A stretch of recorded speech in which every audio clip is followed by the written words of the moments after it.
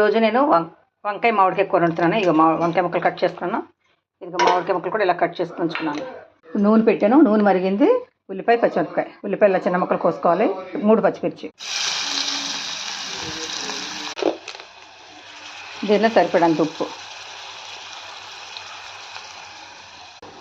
ఉల్లిపాయలు చాలా బాగా మగ్గినాయి కదా. ఇప్పుడు వంకాయ ముక్కలు వేసుకున్నాం.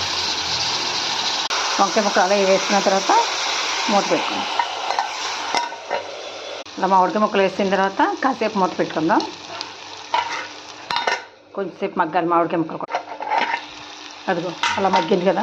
దానికి 1 స్పూన్ కారం, కొంచెం పసుపు, ఉప్పు కారం వేసినట్టు అలా కలిపాను కదా. బాగా మగ్గింది కదా. ఇప్పుడు ఇక్కడ నీళ్ళు పోసేద్దాం. నీళ్ళు పోస్తున్నాను.